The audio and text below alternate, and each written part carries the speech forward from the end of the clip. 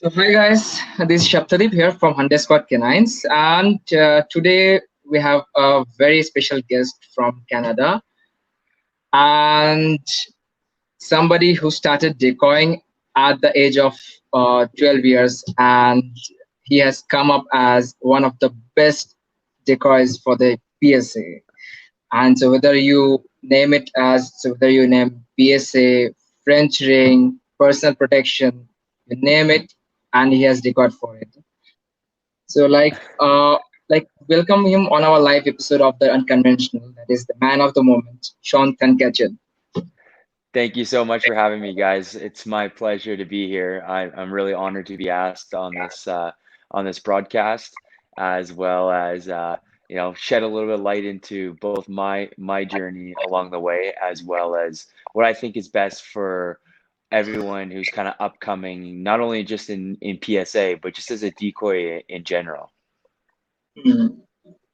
So Shaun, tell me something about your background, that where you come from, and how you got started into this and Yeah, everything. totally. So, um, going going right down to kind of the very beginning.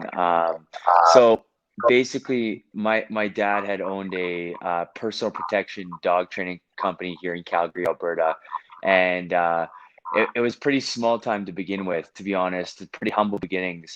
It actually started with them kind of training in the back of a Walmart parking lot, and for the longest time it was like that until people said that you can't do that, and then it got to the point where he started to establish a little bit of a name, and then established a facility, and kind of went from there. So I would say that, like, I was always around it and always watching a certain extent of both decoying and dog training right from when I was pretty much a child, all the way up until I could actually grow enough courage to do it myself. So and some of my first bites might have been even before 12 years old, but that's kind of when I like to say it kind of stuck with me, and I actually started to enjoy it, and kind of live up to the name now.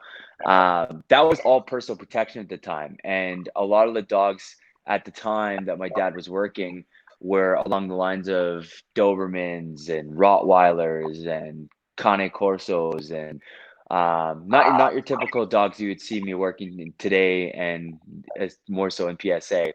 And I think at that time where our training was, that was kind of what we kind of attracted. So we were kind of looking for something a little bit more than just personal protection, and to get a little bit competitive with it. And one of my mentors, Tony Pilata, up here in Canada, he's actually on the east side. He recommended us checking out this sport called PSA back around 2012. And at the time, I was only maybe 17, 18. Never done any sport decoying at the time. And my dad kind of asked me, he's like, "Hey, do you want to make a little bit of cash on the side if you help me get my dog ready for this competition?" And I'm like, "Okay, sure. We'll see. We'll try it out." So there we were, one of the first Corsos here in Canada, trying to go for a PSA title.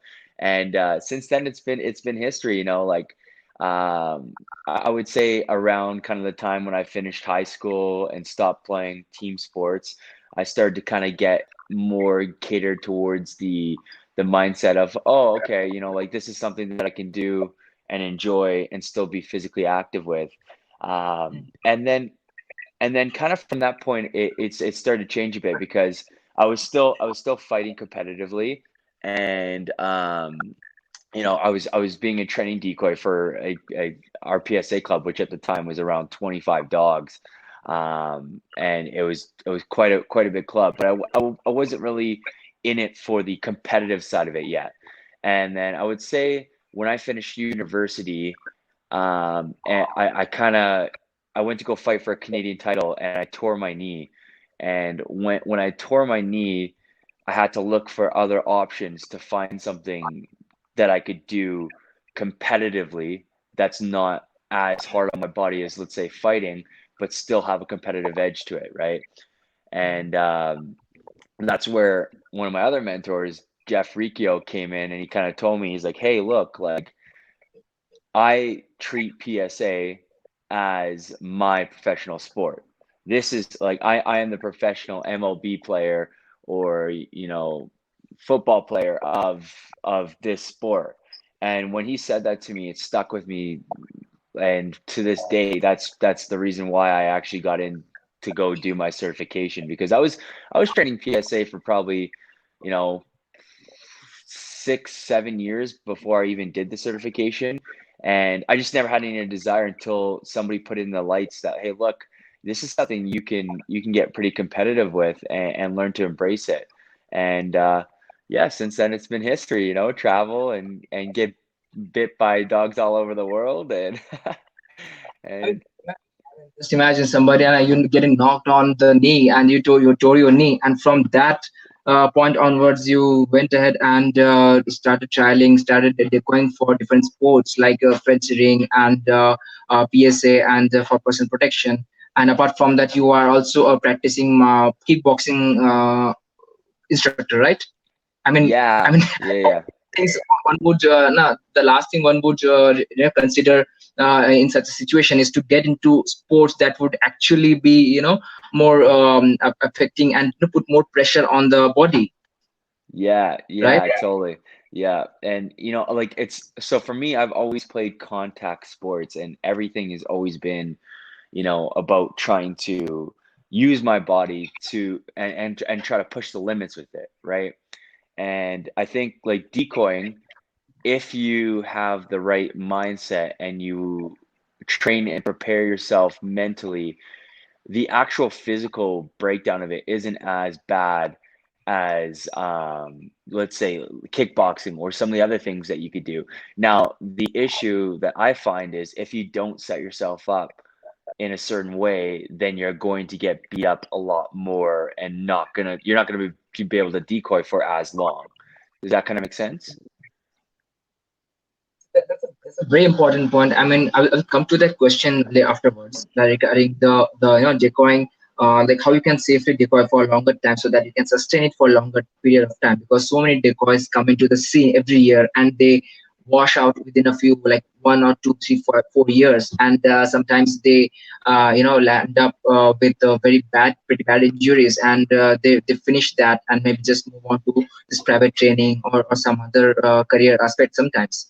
So Yeah. we're going to come to that you know aspect. So just tell me something. Like initially, when you guys, when the PSA Canada was initiated, like you said that your two mentors initiated you into this sport, and back then, I think there. If just correct me if I'm wrong. Now, back then, there were just only handful of clubs that were pursuing PSA in Canada, right? Yeah, so at the time, I believe there was only maybe two other clubs. We were the first one in all of Western Canada, on our side. But out east, I think there was a couple more because they were a little bit more located towards, of course, Tar Heel and North Carolina. It's all on the east side, so they had a little bit more of an established presence there. But the trial that we went and competed in with the Corso that we trained back in 2012. That was the very first PSA trial in all of Canada. There was never a PSA trial before that. So yeah, it was still really, really new. It was like, what is this American sport coming here? And I know speaking to, an audience over there in India, I'm sure you guys have went against a lot of the hurdles of walking into a sport that's so catered towards a specific country. And I mean, even right now, this like, look, for the last 3, 4 years, all I've been doing is traveling for PSA and doing all these trials and stuff. And this year with the lockdown and the pandemic and being involved in a American sport, I got one trial in January, and since then I haven't been able to travel anywhere. So it is tough. It is very tough, and especially being a new decoy, and being intrigued by such a unique sport, but then not being able to compete because you guys are so far away and you're so far removed from the core of the actual country that runs a sport, it makes it difficult. This is what we need to have the right mindset in your head, and you need to really be passionate about what you do. Because in the day, if you're only hating this, also doing this, it is just a hobby. It is a full passion that you develop. Gotta be dedicated to making this throughout however long your career runs, or if it's a lifetime thing. Like for me specifically, my whole mindset has always been the same since pretty much the day I started fighting, and I carried all my stuff from the way I used to fight, to the way I decoy is almost identical now. So I always wake up, I 5 days a week, I make sure that I do my 5 kilometers of running every single day. I never miss a run. You know, when it comes to trials, I'm always pushing myself. I'm getting sprints in, making sure I'm catching dogs. One of the most important things, in my opinion, is I'm always like, if you look at my photos, I'm always wearing my full suit. I never just throw on my jacket. And it's not about it being more so for the actual physical aspect, or it being more of a workout. I put it on more for the mental aspect. For me, if I have those always on, I don't know what it's like to decoy without them, right? And that in my head is always going to stick longer. So I think if you get kind of in that one mindset where it's like, this is how it is, and this is how I'm going to do it, you'll set yourself up for success in a way that nobody else will be able to see. Because again, you're one track, and you know your goals, and you know where you want to get.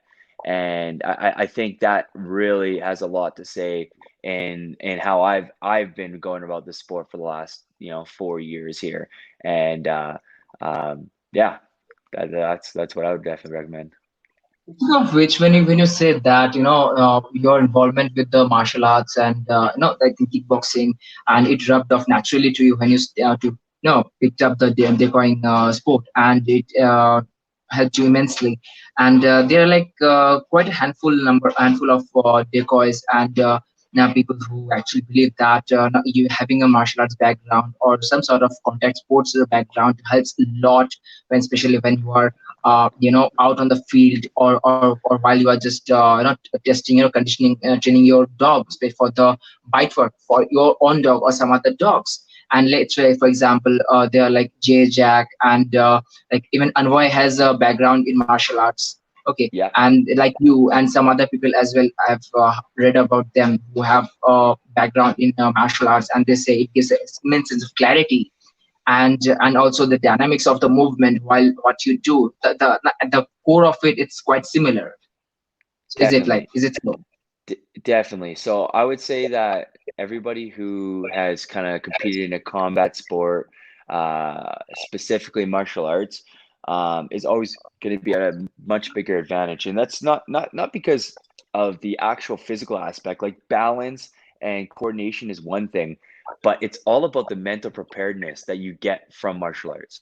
And I like in all the sports I've ever played in my life, you can't get that anywhere else, and that's where I think martial artists and people who train in combat sports are always at a little bit more of an advantage, just because they understand that it's a certain mindset that you've got to maintain from start to finish in order to achieve your goals. And it's kind of like the whole old saying. I don't know if it's as much of a thing over there, but uh, it's my way or the highway. That's what it's got to be. Like it's one way, and that's how you're going to get there. And some people, like even like some of my friends will call me out on it, and call me, like, and be like, like, I don't get how you do it, but like when I say something, I do it, and that's just my mindset. And I'll never say something that I'm not going to do. I just go and do it.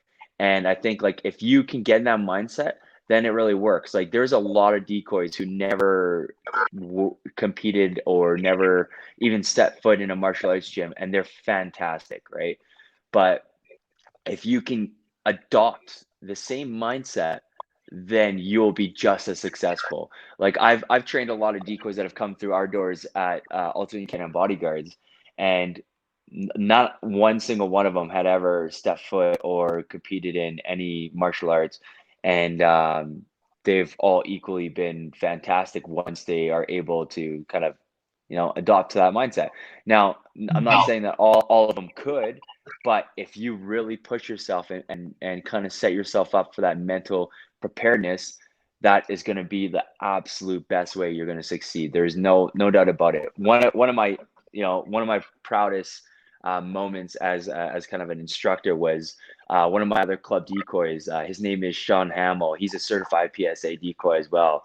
Yeah. But like when he came to us, he was really into like weight pulling for dogs and stuff, but wasn't necessarily the type of guy who's playing like a sports or anything. He was a little bit out of shape at the time, and he's an accountant. You know what I mean? Like he's not your typical decoy, right? Um, so like he came to me and he's like, hey, look, I want to do this, I want to learn. And once he kind of got over that hurdle and understood that this is going to take a little bit, and I've got to have goals set, I've got to stick to them, I've got to have the same mindset that you look at. And the second he got that, things really started to click. And now he's at home the whole time. When we were locked up and we had to social distance, he's running on the treadmill, and he's running on the treadmill with his suit on. He's training just as hard as I do, and this is a middle-aged man who not necessarily would be the same kind of group that I would consider myself in, where I'm in my 20s, I'm athletic, I'm still training kickboxing all the time, like he's still putting in the same amount of work as I am. And you know what? He's just as successful as I am because he's got the same mindset. He might not be as fast or as, in certain areas, he might not be as, good, but in other areas, he's just as strong.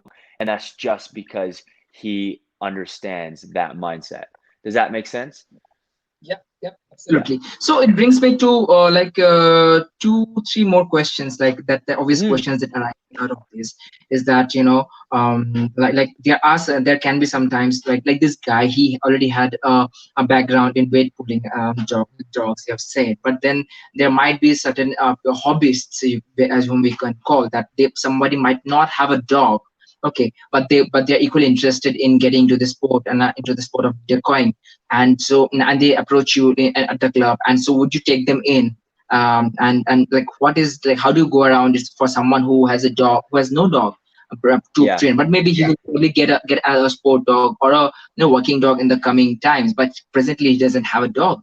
How do you usually deal with that? Have you experienced That such a thing before? that's a great question. So, for me, teaching a decoy is a really, really big time investment. So with that being said, you can't really tell if somebody's got the mindset or the passion for it right from the start. So if somebody has a desire to learn how to become a decoy, but doesn't have a dog or is actively in the club, one of the number one things I need to see is consistent commitment and showing up on time, cleaning up, helping set up the field. They got to be there and do everything what all the other full members and decoys do without even having anything attached to it. If they can do that for a certain period of time, then I'm open to the idea of helping teach them. There's been a number of decoys who have come through my doors who never had a dog, and were able to learn. But again, there's been times where I've opened the doors a little too early, and somebody was able to convince me that they were just as dedicated and they had some really big goals, and I started teaching them a little early, and it didn't stick with them. So that's why they didn't stick around. So I think that's kind of the number one thing. There's a really, really good training group around India and a lot of top-notch trainers. And I think anybody who wants to get involved in decoying, what they need to do if they don't have a dog is situate themselves around the group become friendly with everybody there, and not just be there for the practices and training sessions, but ask questions and learn a little bit more of the handling side first, without even having a dog, because learning what the handlers have to go through opens up a whole nother gateway into understanding the aspects and fundamentals of decoying. And I think if you can show that level of commitment and you can show that desire, I think that speaks a long way, and deserves a chance to actually learn how to decoy. And that's how I would say to go about it. Is it the same set of traits or same set of qualities that you would be looking for? Let's say, because there is one and there's a very tricky question that I'm going to pose to you. So it's like there are two sets of decoys that you get to meet on the ground, and one of them is like average on the skill set, and but has a great overall attitude, and not who's a team player, and sometimes they might not be a team player, but then again, um, uh, you know, but the attitude overall towards every other people, the participants, the dogs, is pretty much pretty good. And there's another set of decoy who has, or who is excellent and top A rated in their own game, but then their attitude sucks in that they might not be cooperative with with the participants, and sometimes it also reflects on the dog, that they're trying to Yeah, decoy during the trials. yeah, So on that scale, how would you rate that? That overall the two people, two set yeah. of So the physical side of things is definitely a huge aspect. Don't get me wrong. You have to have some level of physical attributes to be able to do this, or you have to be willing to put the time in to break it down very slowly so it's safe for both the dog and the decoy. Now, if I had the choice between the two different scenarios, I will 100% always choose the decoy with the right mindset and attitude, because you can train somebody with the right attitude. You can't train somebody with the wrong attitude, but the right skill set. Now, if you have the right attitude, the skill set will come. You can take time, and really break things down, and push your body past the limits. Like some people might be a little bit more uncoordinated than others, and that just means they're going to take a little bit more time to learn the ins and outs. It might require some stuff for them to do and some homework where it doesn't even have anything to do with dogs. Let's say, like, if somebody has the right attitude and they really want to decoy, and I know they're going to be super successful, I'm going to tell them to start with skipping. Learn how to skip, right? And the reason being is it teaches you to utilize balance on the balls of your feet, right? And what happens is when you're decoying dogs, a lot of times you're running in PSA, right? And when you're running, you have to be on the balls of your feet. So with that being said, it all translates back over. If you can skip properly, you're going to be that much better when it comes to learning all of the movement in decoying. So, you know, it just takes a little bit longer, but if you have the right attitude, that person will stick around for the long run. So is it like I mean, I think we can compare it to training a dog. Like, we have to train the right mindset first, and then get down to the Absolutely. other behaviors, and let's say basic obedience and stuff. I mean, Totally. it's usually said that it's usually said that you work on the right mindset of the dog first, and then on the behaviors or the commands. Yeah, definitely. And it's like anything. Like, when you're training a decoy, or when you're a decoy learning a new thing, you got to look at it from kind of like the balanced training standpoint, right?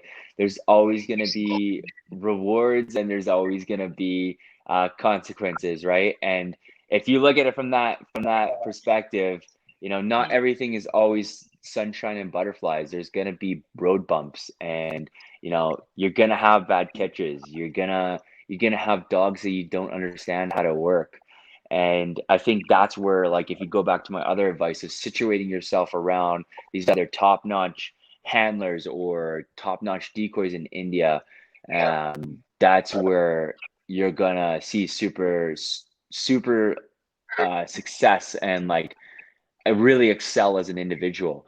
Now, there's going to be a point, and this is I'm only saying this because this has happened in other countries and it's happened in Canada. I've watched it happen, but there's going to be a point where you have all of these other upcoming decoys situate themselves around the top-notch trainers and decoys, and then they're going to get to a point where they want to kind of branch off and do their own thing, and that's not a bad thing. That is a good thing because what happens is you have kind of the multiplying effect, right?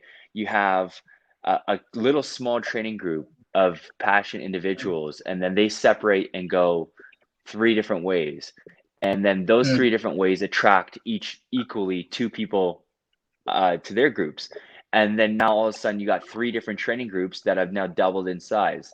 And they train for a couple of years and then they break off, right? And then it multiplies again. And this is where you see the sport really grow. And this has happened in my province and my country specifically. And it's been something that it takes a little bit of a learning curve because like a lot of people who invest time into people get a little bit upset when they leave, but it's not always about that. It's about seeing the bigger picture. And I know that all of the whole training group in India is very, very passionate about what they do. All my friends who have been out there have told me that like there's no other group that's more passionate than the group in India, and that's super super cool. But when it goes to separate, it's not going to be a bad thing. It's going to be a good thing in the sense that it'll multiply to a certain extent that the sport is just going to keep growing, right? And if you can get over that point, now that's a few years down the road, let's say, you'll see it from the bigger picture, and at that point, I think it'll really really take off. Okay, so I will just take one question from the comment section right now. Okay, so it's the comment by Dev Puranik, and he has competed he has taken part in PSA 1 and 2, I guess, with his own dog. And so he's writes in that I'm a training decoy here in India, not certified, but that's a big dream. And I'm not close to my best fitness right now, but have been an athlete most of my life. Okay. So, is there a roadmap I should follow to get to my certification? And how much time should I dedicate to myself? That is an excellent question. So, yeah, the first thing that I would tell you is write down your goals. Right now, it seems like you have a little bit of a long-term broad goal where you want to get your certification. Now, that's not a super high or hard goal. It's super attainable if you have the right mindset. But what you need to do is you need to set smaller, realistic goals in the terms of what are you going to do from now until that next certification camp, right?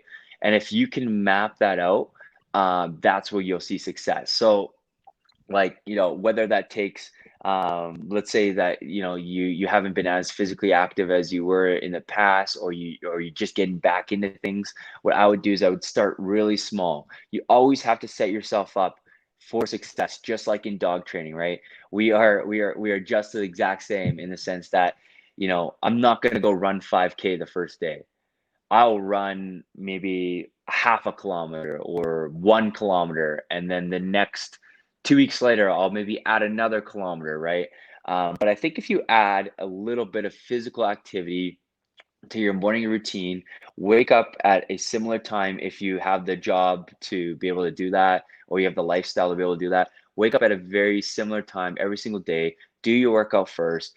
That way, it's done. Start getting that in your mindset that it's not just a workout, it's a lifestyle. And once you get to that point, then start looking at, okay, when I'm decoying, what am I doing to set myself up for success for the certification? And I think once you look at it in that sense, you'll be able to actually figure out what you need to do. So what I do is I always break it down into the smallest picture ever. As far as decoying goes, I'll start stationary and just catching, right? And then I'll learn how to catch walking, and then I'll learn how to catch running, and So then I'll basically the essence is you have to go slow and break down the goals into exactly. small achievable goals and move accordingly. exactly. That's the number way. Yeah. So another the question that, getting back to our questions. So like, tell me something. Like initially, you said that there was initially two clubs back in Canada, and so how did you guys come together and kept alive the PSA motto and get also encourage other people to form clubs, and then again, get together, beat the sport together. How did you like? What are the initial challenges that you guys faced, and how did you overcome it? And to like, it's like thriving sport right now in Canada. Yeah, I think the biggest hurdle was probably when everybody kind of started to break off. I kind of mentioned that. Um, because you train with a group of people for like, let's say 3 or 4 years, and then everyone splits off. But it's not a bad thing. It's a big hurdle though. But I think the moment we saw it really take off on my side of the country is when we started to approach others in other dog training sports. So we started working with French ring, you know, IGP, like I think that's when we started to attract a lot of people, and they started to appreciate PSA for what it is. Because I think the people who don't compete or don't train in it don't have a number of information available to them. Hmm. But if they can see that, and they can see the other people are just as passionate about it than as they are about their sport, then I think it goes a long way. Now, I'm not talking of walking up to some other people and just being like, "Hey, come train with me." You have to be willing to learn a little bit of their sport too. And it's a Yeah. trade-off. Because there's a lot of things we can take from other sports like French ring and IGP and Hmm. implement it into our training program for PSA, and you'll be that much more successful. Okay, that's a smart Hmm. move, I must say. Yeah. Definitely. So, tell me another thing. So how do you how do you go around encouraging the new decoys, or how do you cope up with the um, like basically overall, how do you encourage the retaining of the decoys who are officially who are working with your club, and the people who want to continue, and how do you promote that? How do you encourage them? Like, what are your go-to successful strategies to do it? Yeah, so my club isn't the biggest club here anymore, but it's a very passionate club. And I think the number one things that we require in my club Hmm. is we want to be the most competitive, right? So that requires mandatory attendance. Like you have to be there. If you aren't going to be there, you have to give notice of like 24 hours or like a valid reason. Like we don't just miss practice. Hmm. If there is a certain amount of practices missed, then you're not part of the club anymore. Like that's just like again, it's all about having the same mindset. And if all of my Hmm. handlers have the same mindset as I do as a decoy, and all my other decoys show up and they're ready to work dogs, then equally the group is that much stronger, right? Hmm. Hmm. So tell me something. So like how do you typically support them? Like there might be Oh because yeah. we hear it all the time that let's say the decoys typically they face some challenges like not getting finances for to buy suits or like maybe skill Oh, I see. upgradations. And so does the club go and not go out of its way or sometimes aid them in getting those or maybe facilitate something to make it easier for them to continue serving the club and the dogs and for the benefit of all the members. Definitely. So all of the equipment like we pretty much have Mm, for anybody who wants to come learn. But in the early stages of my club, what my club used to do is it was really expensive to host trials, so we were hosting seminars for the most part, and a lot of our club fees, we'd collect club fees, would go to buying suits for the new decoys, mm, and that's how we attracted a lot of decoys at first, because we would buy the suit for the decoy if they were willing to put the time in and learn. Now, mm, we've kind of catered away from that now, just because we've grown to a certain point. mm. But that's where we were at a certain point, because it is a very expensive investment. And nowadays, like maybe 5, 6 suits just laying on the side. So like, so I can just lend them to people, right? But Yeah, yeah. when when I was learning, or like even my early days in PSA back in like 2012, like I had to get the club to buy me a suit. I couldn't afford it. I was young, and it was a big investment. So yeah, I think if the handlers want to be successful in the sport, they need a passionate decoy. And if they have a passionate decoy, Hmm. everyone can chip in, and the decoy is putting their body on the line for the dogs. Hmm. So Hmm. I think it's a fair ask if they help chip towards a suit. Yeah, yeah. That makes sense because considering the fact that in majority of the sports across the world, I mean dog sports across the world, let's say whether it's French ring or IGP or PSA, we see that there's always a shortage of decoys in most of the clubs. Okay, and it's I mean, and we have to. I mean, there are more handlers than decoys, and most people don't want to put themselves through that grind of a decoys everyday life. No, why like back to back testing dogs 5, 10, 25 dogs. Okay, so Yeah. not much people want to make themselves go through all of it. Yeah. And I think if people are chipping for a suit or helping buy a suit for somebody, Mm-hmm. there has to be some sort of mutual agreement where the decoy is going to put in the time for those people, because again, the handlers don't want to waste the money either, right? So Mm-hmm. both groups have to be mutually serious about On the their same page, on the goals. same page. Exactly, Yeah. exactly. If that happens, then it's definitely Mhm. doable that way. Okay, okay. So I will just field one question from one of our followers, Shivani Singh. So she's asking, what would you like to tell the beginners or the new handlers from a decoy's perspective? Like in the longer run, what are the expectations of a decoy from a new dog handler team? And like Yeah, are there certain totally. do's and don'ts, or maybe something that they would like to, like as you would personally like to suggest for them? Yeah, so my biggest advice to any new decoy out there is get comfortable with being uncomfortable, because this sport specifically puts you No, in a lot of, I'll just interrupt here for a second. Just sorry. yeah. So her question is like, what would you like to tell the beginners or the new handlers from a decoy's Oh, new perspective? handlers. Oh, okay. Yeah, sorry. Yeah, I definitely said that. Yeah, for the new handlers, I think the best piece of advice is, appreciate your decoys and appreciate what they do for you, because in the end of the day, you can't be successful in this sport without a decoy. There's no possible way. You need a decoy, and you need somebody who is willing to put their body on the line.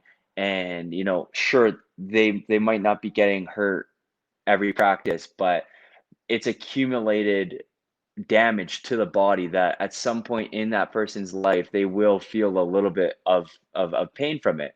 And whether it's soft tissue in the bicep, or if you're doing leg dogs, your knees take a beating. So I think that, like, as a new handler, really learn to appreciate the fact that the decoy is not just helping train your dog, but putting their body on the line for your dog. And I think that goes a long way.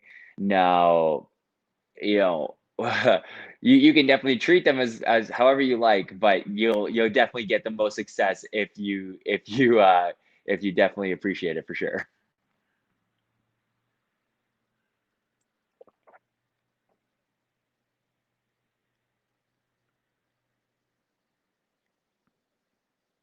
I think you're muted. Your mic is Oh, on mute. sorry, There you go. sorry. So getting back to the questions, so like for a person like me, I live in Calcutta. It's a like eastern part of India, and Okay. here there are not any other there's no other protection sports athlete or some or handler who is training their dog, or I don't even have access to a decoy here. So for a person Right. like me, I do most of the pre work of my dog on the backside. Okay, Yep. so I won't ask you to how I won't go ahead and ask you how you do it, but again, what are the basic things that I can do with my own dog in the absence of a decoy? Totally. So that's a really good question. So, of course, in the higher levels of this sport specifically, you do require multiple decoys. But for the lower levels and while you're learning yourself, even as a handler, it's a really good idea to learn, the aspects of dog behavior when the dog is, biting. So, uh, when my club split up, it was kind of around the time of when I just got my puppy and he was 8 weeks old. So I lost two of my main decoys at the time, and they're off doing their own thing. They're doing great, and I'm happy for them. But one of my decoys at the time, he had never worked puppies before. So I'm a firm believer of working puppies. I worked my puppy's foundation right from, he was 8 weeks old to a year. And I had him on a back tie in my basement, tied to the staircase and putting on sleeves and working them and jacking them up. So I think one of the number one things that you can do, you don't even have to put on a bite sleeve. You don't have to, because there's a lot going on. But what you can do is tie the dog up, and work them with either a flirt pole or like a ball, and just see and watch the behavior. Observe how the dog moves. Observe the timing, because it's going to make you that much better of a handler if you can get that aspect and you can see how the dog works.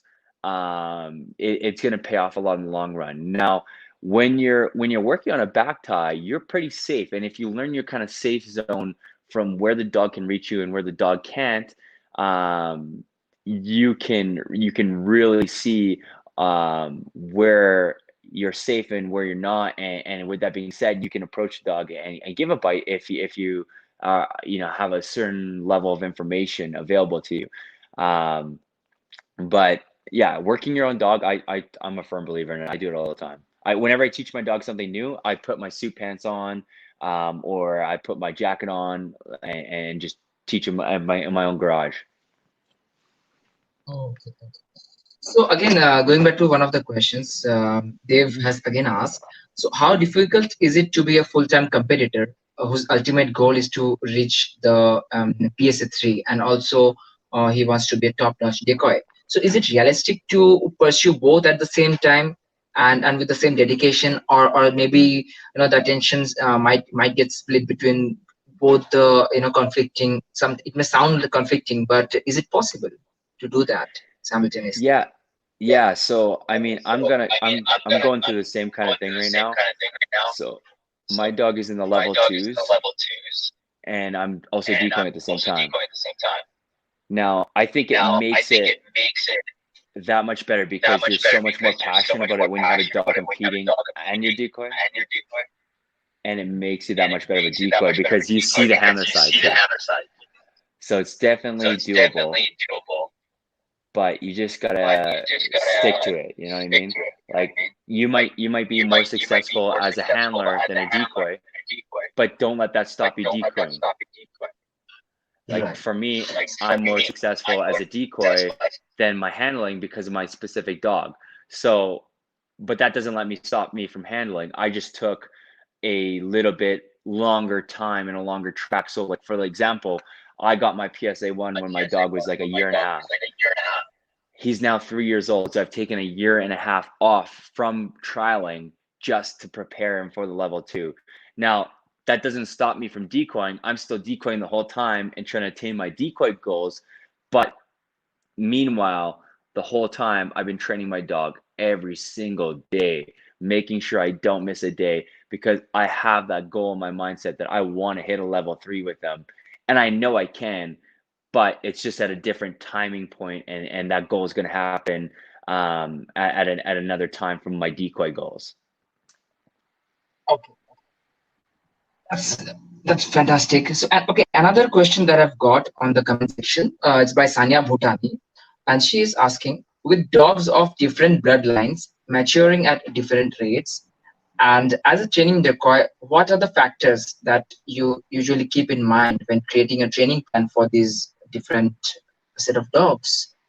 Yeah, Great question. So I have a lot of dogs in my club coming from bloodlines all around the world, and that's a very, very valid point because dogs do mature at very different times, and I think what you need to do is you need to establish a very consistent training program as a decoy, and if you have that, and and you can see when the dog meets the certain fundamentals that you're looking for, then you can progress to the next stage. So, like for me, I have a very, very sleeve orientated program from like usually all the way up until a year of the dog's age, right? So I want to see the dog crushing the sleeve and just absolutely no issues in the bite before I move to the suit. Now, not everybody has that same viewpoint, but let's say that a dog that matures super fast might be crushing the sleeve at 6 months, and then another dog might take till a year and a half, 2 years to get to that point, right? Well, I'm not going to progress into a suit until they show me that mechanics and they can handle that underneath pressure on the sleeve.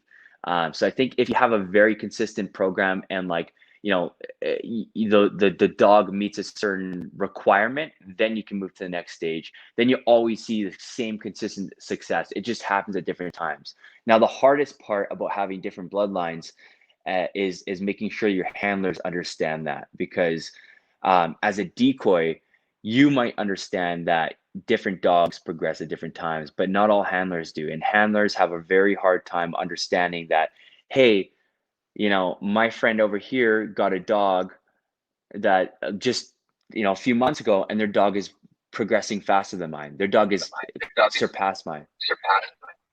And I think you know you have to make sure that you can establish that and to the handlers that you know like look, this is going to be a little bit slower path for you and understand that like look, what I'm doing is right, and it's just if you follow this path it will be successful. Because what happens is I think a lot of handlers get too excited when they see somebody else's dog and they want to compare apples to oranges, and they ask the decoy to do something where the dog's not ready for, and if the dog isn't successful for it then you're then backstepping. Hmm. That's a very valid point. Okay, so we are getting back to this question that I had. So, we know that without decoys, decoy sport is nothing. Okay, so they are not a Mhm. luxury; they are like a very basic necessity. And but then again, there are many people, many handlers out there who believe that good trial decoys cannot be good training decoys, and vice Mhm. versa. Okay, Mhm. so but then again, let's say India will have like four PSA 2 dogs going out next year probably, and so for PSA 2, the decoys move around the dog and the handler, and now the decoy has to affect the dog in the given moment so that to make him lose the scores. But so can a decoy actually do that if he's not a good training decoy?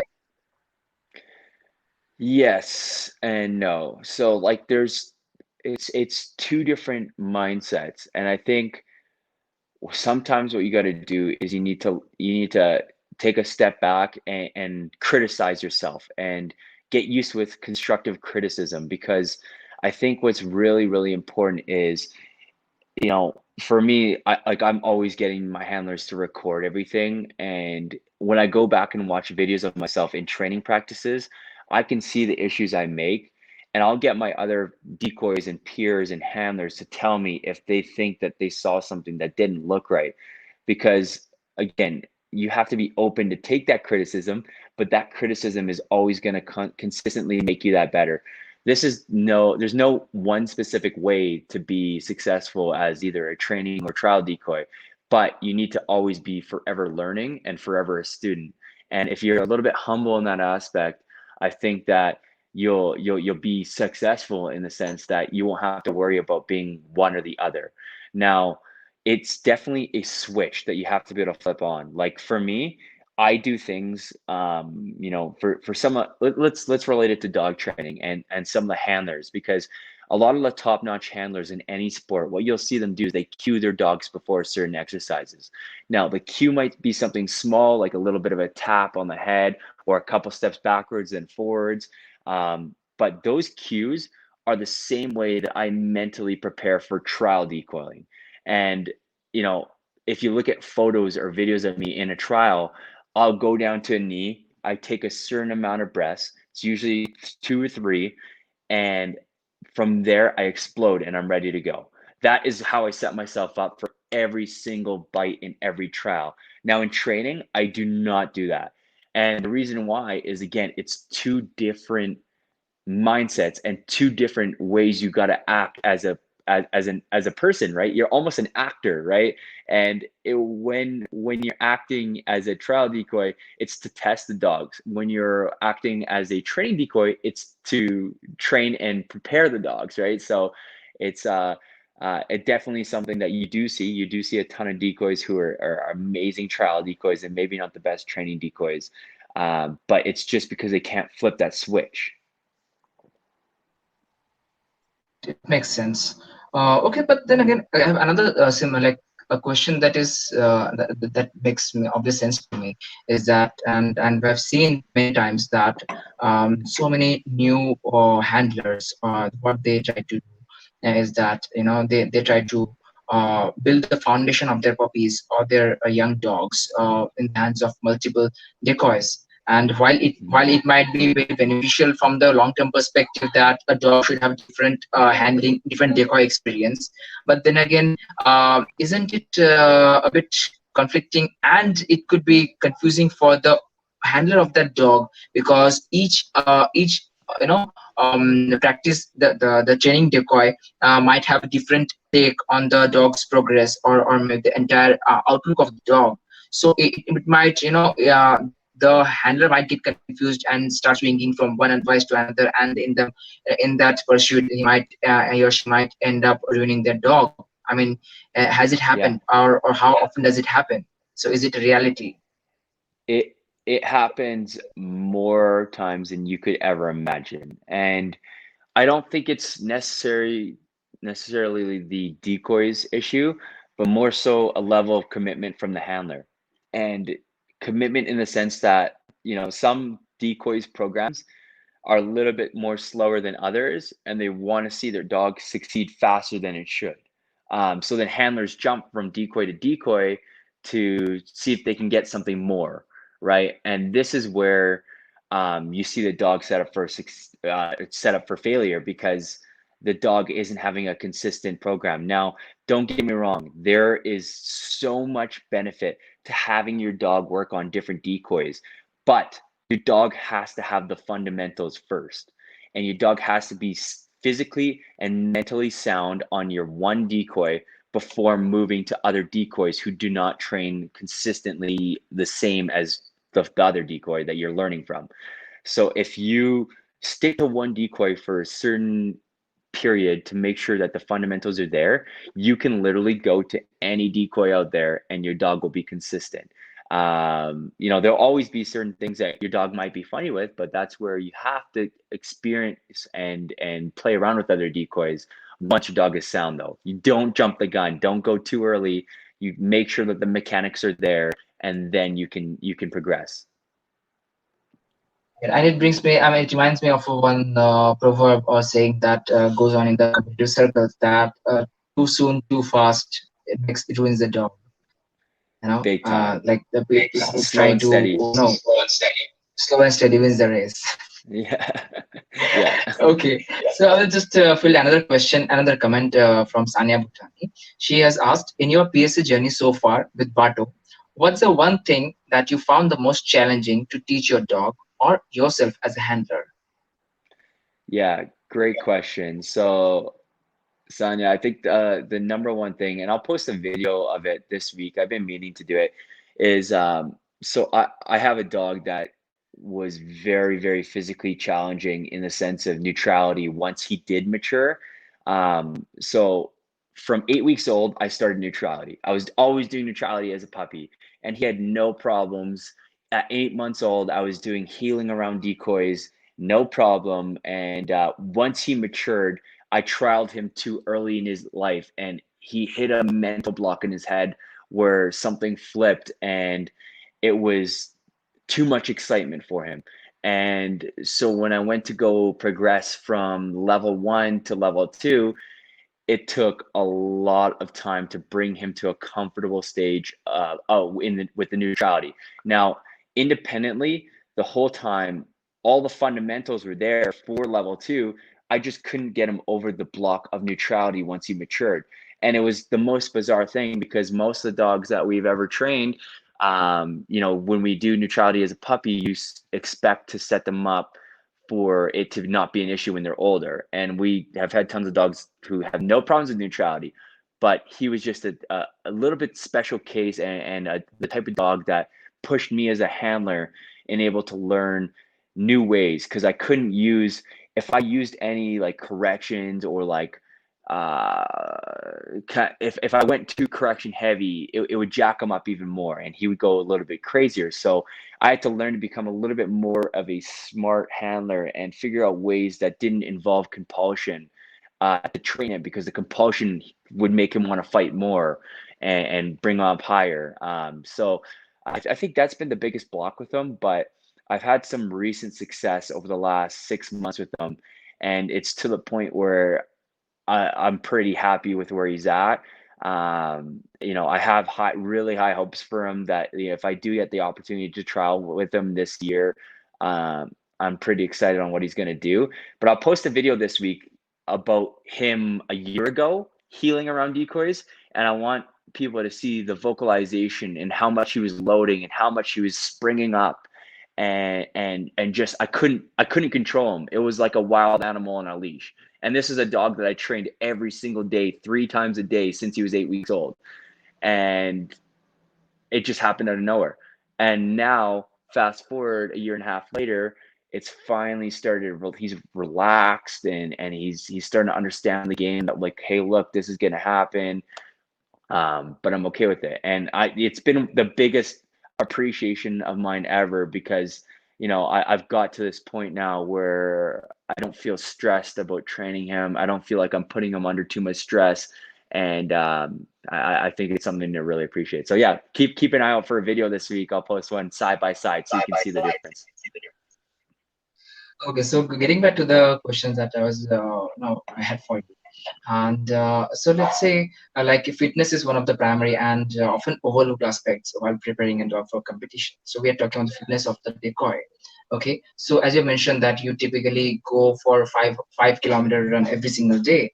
So apart from that, apart from that, what are things that you do differently while the competition trial is coming up as compared to the rest of the year? Great question. So um, the running and lifting and all that kind of stuff always stays pretty consistent. I might change it a little bit in the sense of like, let's say I'm lifting weights most of the year for like strength, right? Or like stuff like that. But when I get about a month out, I usually say about 4 to 6 weeks out from a trial, I stop training strength and I'm training everything in my workouts for explosiveness because this sport itself is very explosive. And so that it requires sprints, box jumps, changing my deadlifts from heavy to reps and just everything explosiveness, right? And I think that's one part of the aspect. And then also as a training decoy, I start to train and start to situate my mind around what I'm going to do in trial. And this again, same time frame. I'll start 4 to 6 weeks out.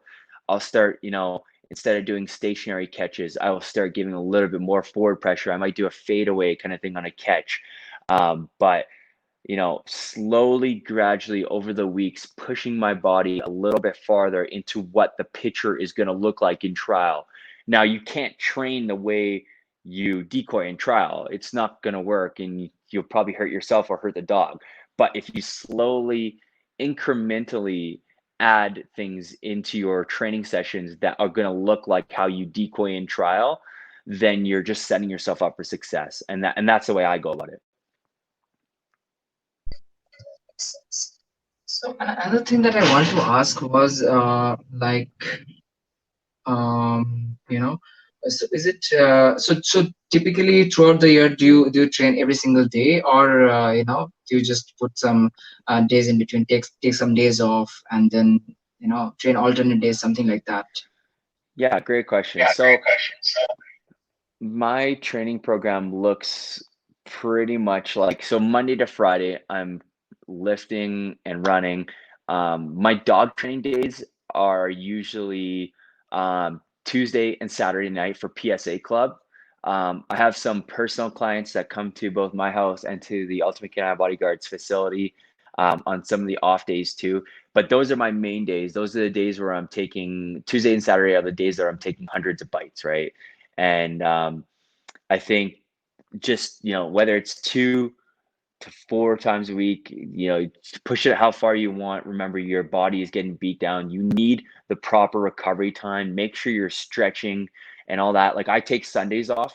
Maybe I'll usually do like an active rest workout. So like a little bit lighter, like a walk or something, maybe just go see some scenery kind of thing. But you really need to make sure you're giving your body time to recover, because if you don't have that time, it really takes a beating. For like the last maybe 2 years, I was training 4 days a week on top of my normal training regimen. And I'm talking 4 days of like full on dog competition training. So 2 days PSA and 2 days French ring.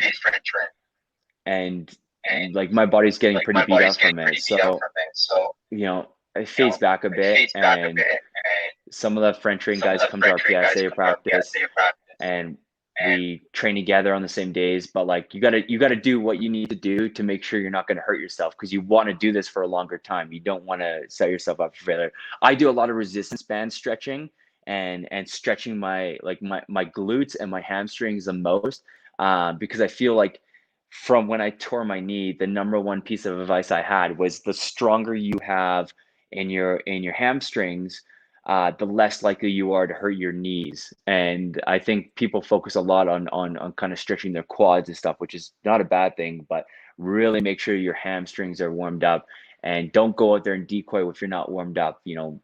Warm up in obedience. Like if you're doing neutrality, that's a great way to get your legs warmed up, or your upper body warmed up.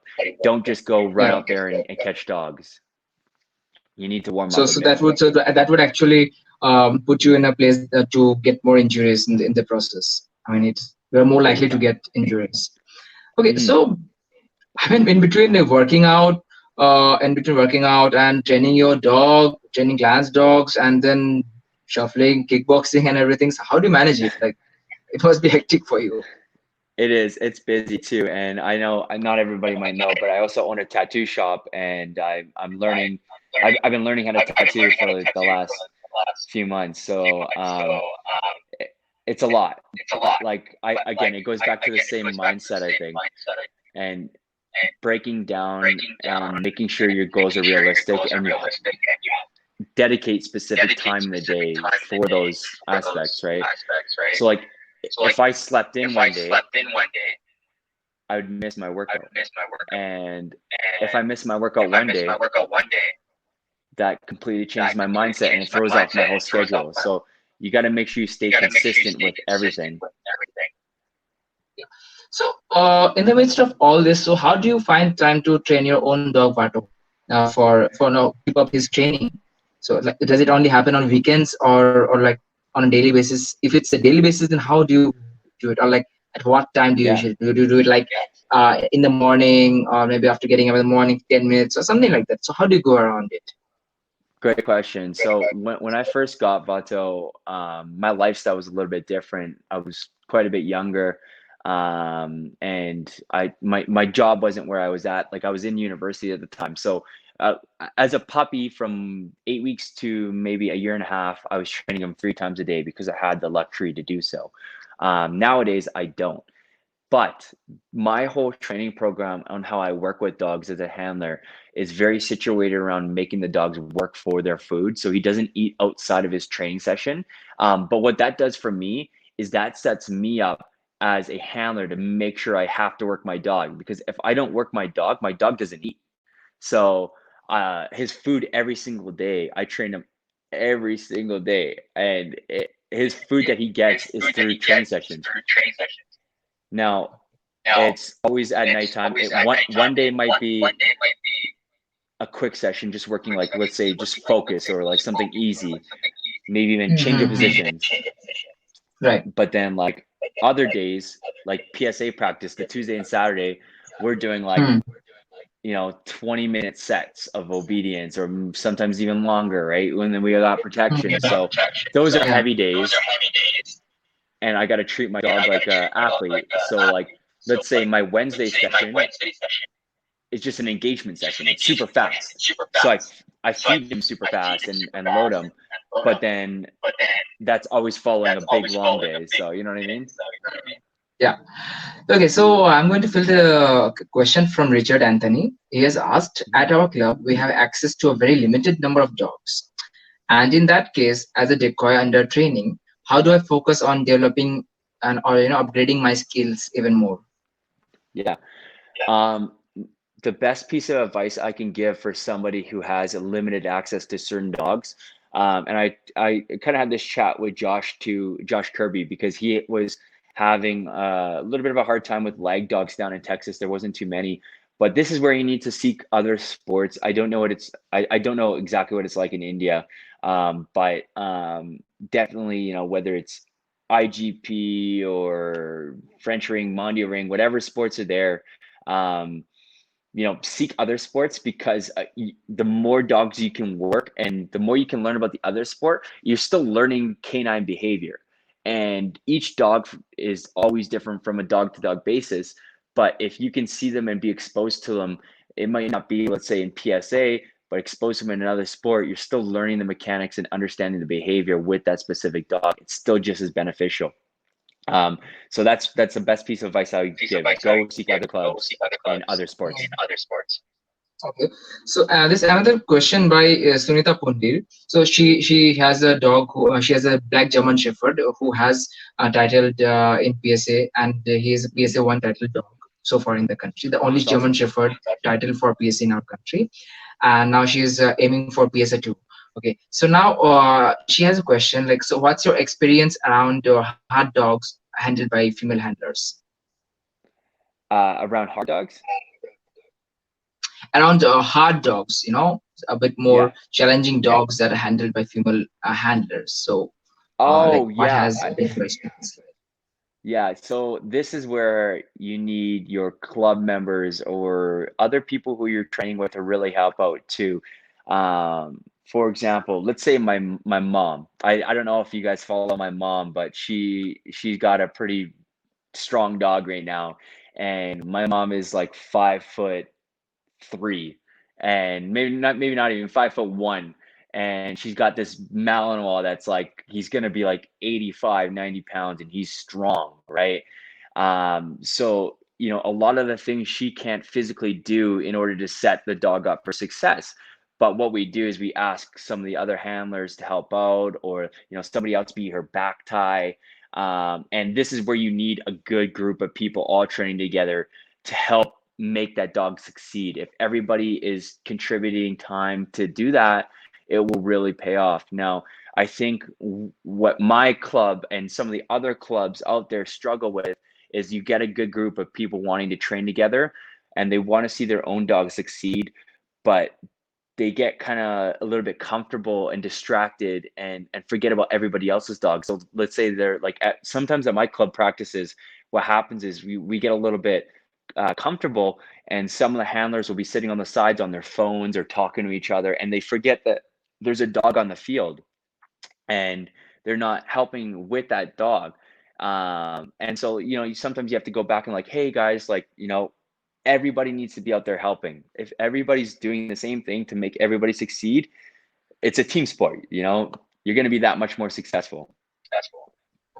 So I have a question from Chandan Chakraborty, and he's asked that does bloodlines affect the type of bite work, or in terms of bite pressure, does it really have a significant say in that? It does, definitely. But I think that a good training decoy is a decoy that can bring out something out of a dog that might not necessarily have it, right? Like, I think my like, as far as what I look at as role models and other guys that I respect in the industry, are guys that who can get dogs that might not necessarily be made for the sport, to bite just as good as the dogs that were bred for the sport. So whether that be off breeds like Cane Corsos, Rottweilers, if you go and see a Cane Corso running down the field as fast as a slow Malinois, but biting full, handling pressure, that is more impressive to me than taking a Malinois that's absolutely driven to do this and making a good dog from that. And I think, this is where the bloodline debate does come in. Don't get me wrong. If you want to be competitive in the sport, you do need strong bloodlines. But if you do have a dog, whether it's Mal, Dutty, whatever you have, that might not necessarily have the best bloodlines, doesn't mean you can't bring it out of them. Like, it can definitely do it if you have the right training decoy. So, so which means that even though the bloodlines might or might not support to like it does, the genetics does have a say in the training. But then again, I think what you're trying to say is that a good decoy can still somewhat salvage the situation to a working situation where the dog can probably effectively bite, do the executor bite, and it might not be like too flashy or too brutal, but then again, I think it could be a brought to a good standard, right? Yeah, totally. Like if you look at my dog specifically, like I'm not afraid to admit it, but like my dog comes from a dog that we used to stud that was imported from the Netherlands, and when he came over, Mm. we lost all of his bloodline and papers. So my dog is missing half of his papers. But a lot of people like even when I went to French Ring, they kind of judged it and saw him like, oh, this is the dog means nothing. He has no bloodlines behind him. But I'll tell you this, I did a long send on my dog, and my dog was the fastest, hardest biting dog out there. He knocked the decoy off his feet. You know what I mean?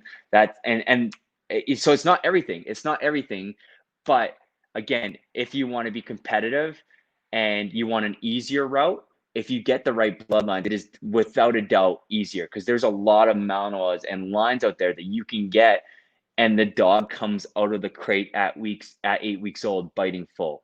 And like you can say that, oh yeah, I trained this dog, but that they come out crazy like that, right? But from a decoy's perspective, the ones that I respect the most are the ones who can take a not so strong dog and make it strong. Mm. Okay, so I have a very particular question. So there's this ongoing belief thing that around training dogs, and it says that first of all, the genetics is everything. But again, there are times. I mean, there's another thing that people tell that you need to believe your dog that he's going to do it. Okay, that maybe he's going to do better bite work or better obedience. But Mm-hmm. again, there are people who solely rely on the genetics. So Mm-hmm. is it like a confrontation back and forth between the um two extremes? No, not two extremes exactly, but like how do I put it? Is it wise to just how wise it is, to what extent it is wise to believe in your dog and not solely on the bloodlines that it carries? Yeah, I think if you don't believe in your dog right from the start, you're setting yourself up for failure. You have to believe in your dog. Now, don't get me wrong, there's tons of dogs, even in PSA, that shouldn't be doing it. Like in the earlier levels. I'm not talking the higher levels, but like sometimes people get too excited and want to push a dog past where they're comfortable, or like they want to do the sport for themselves, not for the dog. Now, if the dog wants is showing that they want to do the sport and there's no stress, then absolutely you should believe in that dog, and you should believe in the success that you can get in that dog, because it will come. If you put the training in, it will come. But on the other hand, if the dog is not wanting to do it so much and you're wanting to do it, and you take a step back and you see it from a larger picture, then it's time to kind of reevaluate your goals, because again, you can't do the sport for yourself. You got to do it and set your dog up for success. Right. So another question is like, um, so just give me a second. Um, So, in case of GSGs, like German Shepherds, we have seen that. I mean, I have a German Shepherd myself. She's like working GSG, and like in German Shepherds, the the overall maturity when it comes towards the attitude towards work is pretty, like very often it is very slow. It comes up very slowly, and Hmm. for many people who are looking to compete with a German Shepherd, on one hand they might or might not be patient enough to wait around to see how the dog is going to turn up. So Hmm. at what point, like in those cases, so is it advisable to opt for a dog or opt for a breed who's fast maturing and because it can throw up a better like somewhat reliable judgment as to whether the dog Hmm. is delaying the attitude towards the work, the right attitude towards the work, courtesy the breed, or just general bloodline in general. Yeah, no, it definitely depends on like the dog and how far the dog can really go. Absolutely. So like let's say you have a shepherd that is really slow to mature, but he has all the bite mechanics and he wants to bite. He enjoys to bite. Then without a doubt, you should Hmm. continue with that. Yeah. You might fail a few times. You're not gonna always win, right? Yeah. And you just gotta have that in your mindset. But it's like any other job. There's different tools for different jobs. So Hmm. if you want to have a job in PSA and do it faster, you're going to use electric drill, right? Electric drill is like a Malinois, let's say, right? Yeah.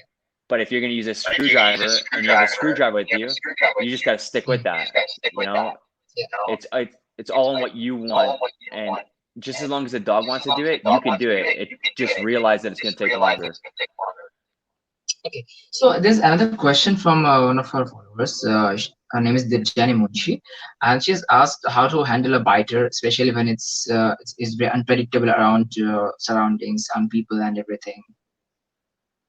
How to handle a what? Sorry. How to handle a dog who is a like a biter and is very unpredictable around people, around the family. Okay, yeah, yeah. Yeah, so I think any dog, and again, this is a very subjective statement, and everybody has their own different opinions. But I think if a dog is biting, you have to have a certain level of control on them before letting them kind of be comfortable. There's certain dogs that you just can't let go around family and stuff. But for the most part, like if you're training a dog from a decoy perspective where you're using like 60% prey and 40% defense, you're going to Mm. have a pretty balanced and level-headed dog. If the dog is clear, you shouldn't have any issues around the family or anything. Like my dog, I bring around everyone in the sense of like when I have people over, he's out. Sometimes I got to put him away for a few seconds just to let him rest and calm down. But I mean, even at 6 months old, when I was all the training and protection was all about making him crazy. There was no control on him. I still brought him to public places like there's a suspension bridge with like Mhm. 1,000 people there, and I walked him Mhm. through everyone. And again, Mhm. just familiarizing himself and generalizing himself to all the environmental variables of people around and making sure it wasn't an issue. But I think, So yeah, go ahead. yeah, yeah, go ahead. Oh, I was just gonna say, I think that like if you do have a dog that, you've kind of missed that stage where you can kind of generalize it, or you don't want to put in the time to make sure it's comfortable with people, then you got to put the dog in a crate. It's just safer for everyone. But again, there's no reason why you couldn't teach the dog that, Mhm. or have a dog that's comfortable around people. Like some of the best competition dogs I've seen are just literally the best. Like they look like house dogs. Like they're fine around everyone, you know? Okay, speaking of which, like there are dogs, then we often talk about the importance of creating an off switch for sport and other working dogs. And usually it is context specific, as in the dog will know when it's time to work and when he's on the ground, etc. But then there are many lines in in the dogs where it is pretty challenging for the dog to switch off on its own when he's not working, okay, or when it's Hmm. not out on the field. So in a home environment, that can be stressful for the dog, for the handler or the family itself. So Hmm. sometimes the handler themselves mistakenly take it as a sign of a very good dog or a very good promising dog. So what's the take on it? So how do you go around creating an off switch for such type of dogs? Yeah. So like when it comes to off switch, like I don't like to use compulsion as kind of like a as a never ending out. That's kind of like the last kind of thing I would use. But when it comes to off switch, I like to always recommend my handlers, getting as much information as they can on drives and the different types of drives and channeling drives. Because when you do have a very strong dog, and let's say they don't have an off switch, it's a liability. So you have to be able to become the person who's going to become educated in that aspect and learn how to find a route to develop that off switch. So whether it's being, let's say a dog that gets set off by like squirrels or something, and then they're in drive and they can't shut it off. You have to be able to figure out the best optimal way to do that, whether it's using toy to bring the dog back into a certain drive, or crating the dog or using something like that. But yeah, you have to understand what's going on in the dog, and then that's when you kind of start shifting towards behavior modification, um and that whole aspect. So there's definitely like a never ending kind of learning curve there. But I think if you're doing a protection sport, you have to have, it's like an off switch is a requirement. And I think when it comes to working with decoys, it's really important to socialize your dogs with the decoy. Even I'll give you one example right with my own club members. So I have a dog that the handler is actually like, he's a pretty serious IGP competitor, and he brought a dog to me that could not compete in IGP because he was not friendly. He tried to bite the judge. Like he was a very very extreme case, right?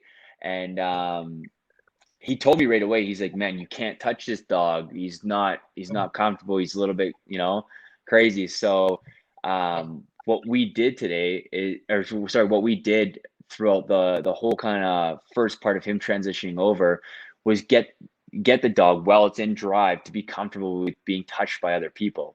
And now the dog is totally fine with it. Like, it looks like just any other friendly dog.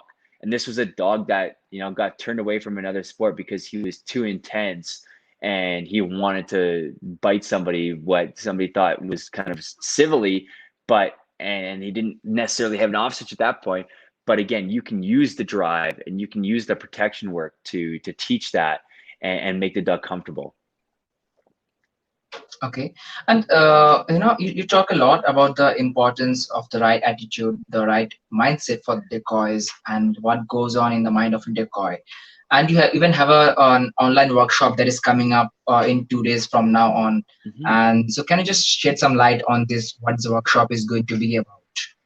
Yeah, so this workshop is gonna kind of be about the same sense in expanding a little bit more on the mindset, but I'm actually gonna host it right from the field, and I'm gonna run through some basic drills that I do for new decoys first starting out, as well as talk through a little bit of theory on what I think is the best way to kind of introduce yourself to the fundamentals that is going to take to set yourself up successfully in PSA.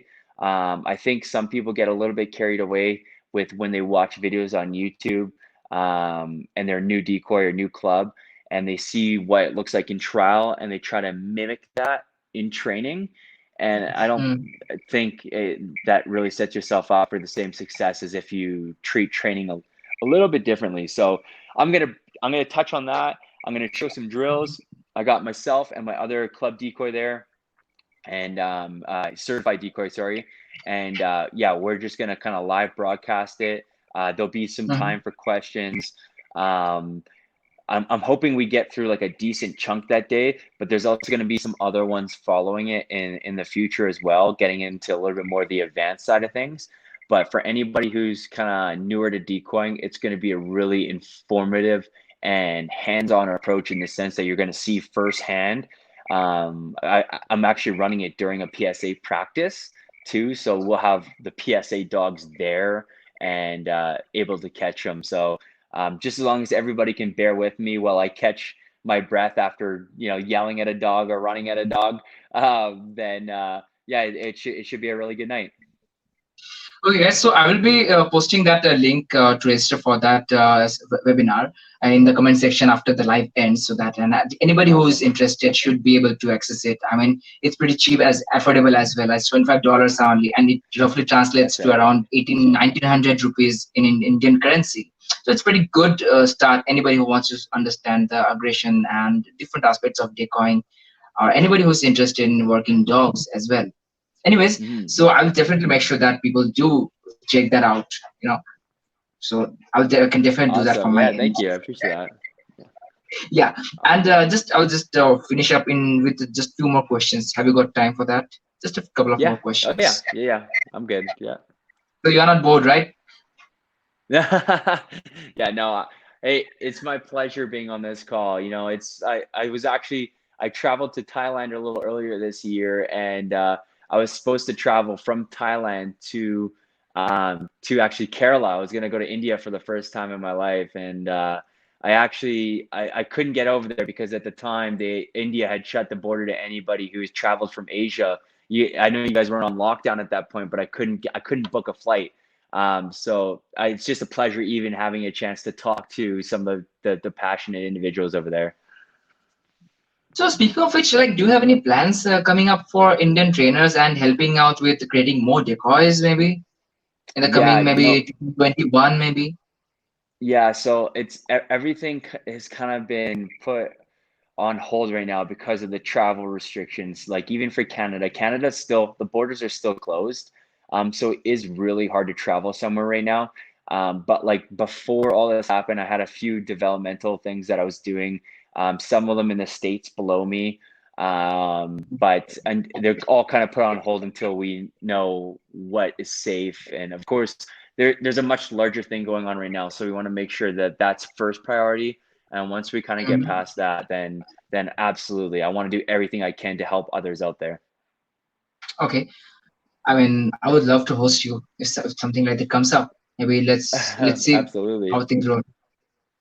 I think too that, a lot of people look at other people in the space too, especially new decoys, and they get, a little bit heartbroken because, somebody does this for a life, or like, they started really young, or they're a professional dog trainer. I'll be the first one to admit, I don't dog train as a profession. It's not my career. I do it as a hobby. I'm an extreme hobbyist. So for anybody out there who wants a hobby, it is doable. You can do it. You don't have to be a professional dog trainer. Hmm. And I think that's super important to look at too. Yeah. I mean, there are so many people who are like in India right now who are into protection sports, and so many of not many of them, but there are quite a handful of them who don't have a who are not doing dog training full time as a career, but then again they do it as a hobby, and they are doing Hmm. a really good job with it. I mean, so far as the training is concerned and the dogs are concerned, they are doing really well. You know.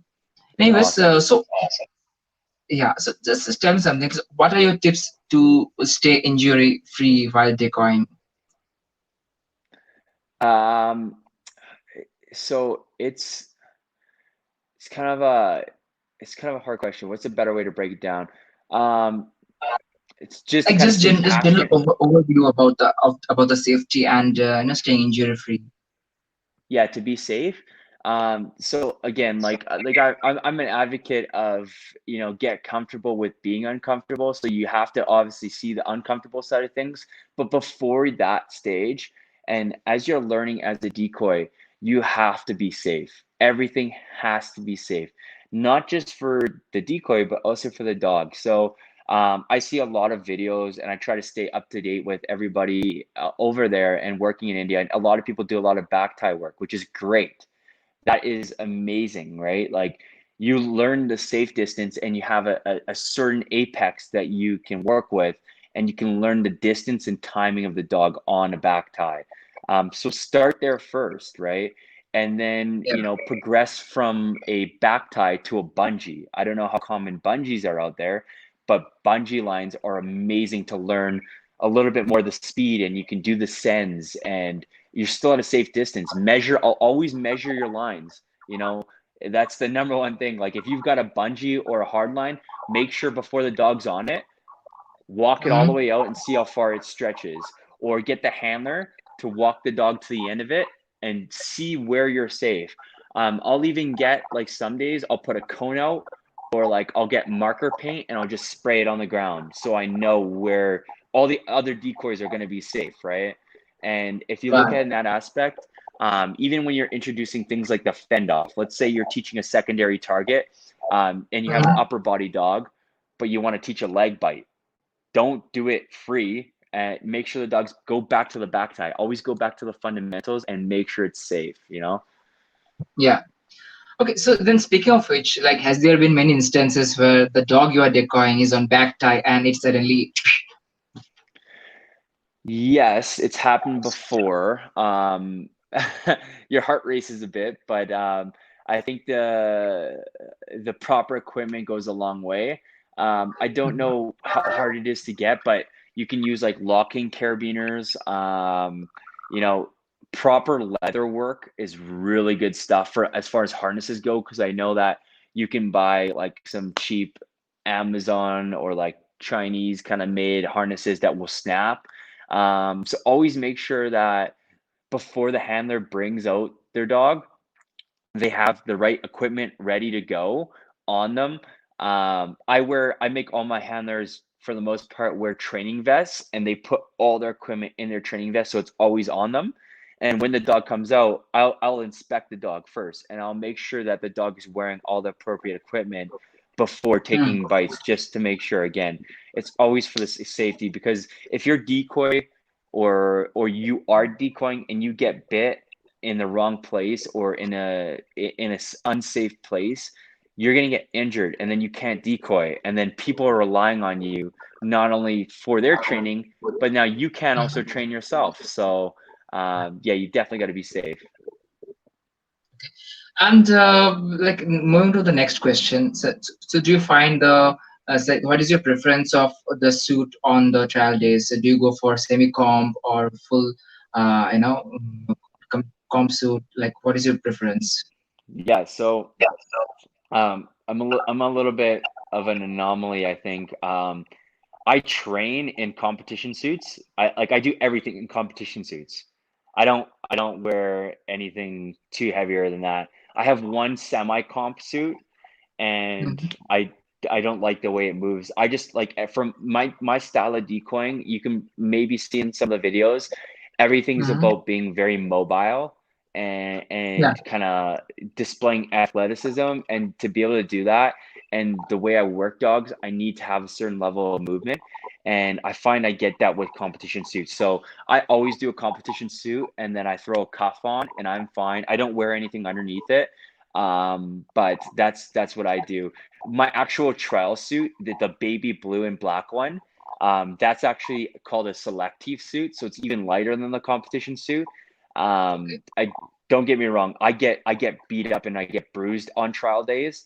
But the bites aren't like when you're working in a training practice where you're working the dog for a few minutes at a time. They're quick, fast, 15-second bites, so you kind of just put up with it. But it's all part of the game, again, in the mind, that there's going to be a little bit of pain, but you push through it, kind of Yeah. thing. But yeah, that's what I use for suits. I'm always competition or selective. That's always what I use. All right, Sean. I mean, you have given such a generous amount of time to this interview, and, like, it's been such a fun time. having you over and having you speak on such a wide variety of my questions and filling the viewers' questions and comments. And thank you really so much for inspiring me and my audience. And I'm going to make sure that yes, people do check out the link first. And Yeah, no worries. really best wishes from my end for your own dog or for Bato and you Yeah, as well. In the coming times. thank Let's. you. I hope to meet you in the coming trial, maybe with my own dog, or maybe I can come down to Canada. Yeah, for sure, for sure. It's one of my goals to make it out there. I will mark my words. One of these years, I will make it out there, and I want to decoy over there. So, whatever it takes, I'll make it happen. So, yeah, no, it's been an absolute pleasure. I appreciate everybody joining us this morning or this evening for you guys. And if anybody ever has any questions, feel free to push me over a message. Sometimes my inbox gets a little full, so I might take a little bit of time or a few days to reply.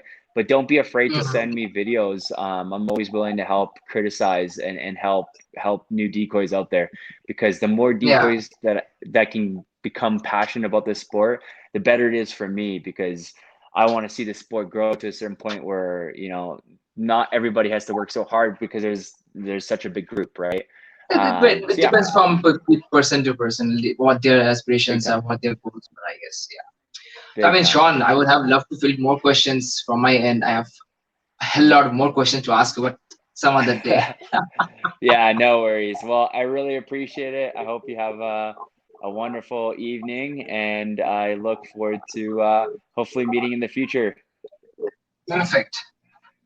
Awesome. All right Have a then, great Sean. day. Thank you so much. Thank you so much for having me. Uh, Thank you so much. no problem. Thank you for Bye having bye. me. Take care. Say